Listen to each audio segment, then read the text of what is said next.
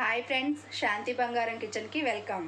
ఈరోజు మనం కందిపప్పు లేకుండా సాంబార్ ఎలా చేసుకోవాలో చూద్దాం. ఆ రెసిపీ ఎలా తయారు చేసుకోవాలో చూద్దాం ఫ్రెండ్స్. ఈ కందిపప్పు వల్ల గ్యాస్ ప్రాబ్లమ్స్ అవి వస్తున్నాయి కదా, నేను చేసే సాంబార్ అయితే ఎటువంటి ప్రాబ్లమ్స్ ఉండవు. ఈ సీక్రెట్ మీకు మధ్యలో రివీల్ చేస్తాను, మీరు చూస్తూ ఉండండి ఫ్రెండ్స్. ఇప్పుడు ప్రాసెస్లోకి వెళ్దాం. దానికి ఏమేమి పదార్థాలు కావాలో చూద్దాం ఫ్రెండ్స్. ఈ సాంబార్ రెసిపీ మా విజయవాడ కమలపిన్ని దగ్గర నేర్చుకున్నాను ఫ్రెండ్స్. మీరు కూడా చూసి ట్రై చేయండి ఫ్రెండ్స్. సాంబార్లో కావలసిన ముక్కలు, మీకు ఏ వెజిటబుల్స్ కావాలో అవన్నీ వేసుకోవచ్చు. నేను ఇక్కడ ఆనపకాయ, ములక్కాడ, క్యారెట్, ఆనియన్స్, వంకాయ అన్నీ తీసుకున్నాను. అలా మీకు నచ్చినవన్నీ తీసుకోవాలి. సరిపడా చింతపండు, కొంచెం అల్లం వెల్లుల్లి పేస్టు, సాంబార్ మసాలా పొడి, చిన్న బెల్లం ముక్క, సాంబారు తాలింపుకి జీలకర్ర, వెల్లుల్లిపాయలు, ఆవాలు, ఎండుమిర్చి, కరివేపాకు తీసుకోవాలి. ఇప్పుడు ప్రాసెస్లోకి వెళదాం. ఎలా తయారు చేయాలో చూద్దాం. ముందుగా స్టవ్ వెలిగించి బౌల్ పెట్టుకుని ఇప్పుడు ఇది కొంచెం వేడెక్కిన తర్వాత ఆయిల్ పోసుకోవాలి. సాంబార్కు సరిపడా ఆయిల్ పోసుకోవాలి.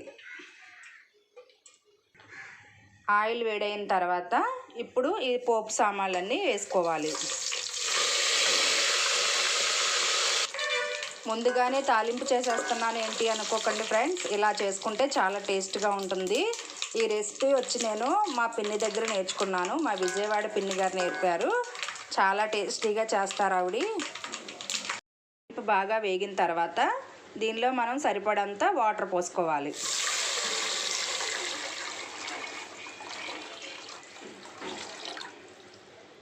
ఇప్పుడు దీనిలో మనం కోసి పెట్టుకున్న వెజిటబుల్స్ అన్నీ వేసుకోవాలి.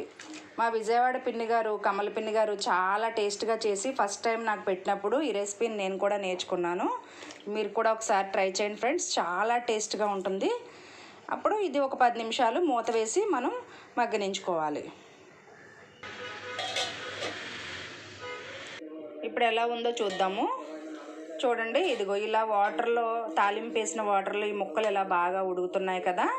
ఇప్పుడు దీనిలో మనం చిటికెడు పసుపు, ముక్కలకి సరిపడంత సాల్టు,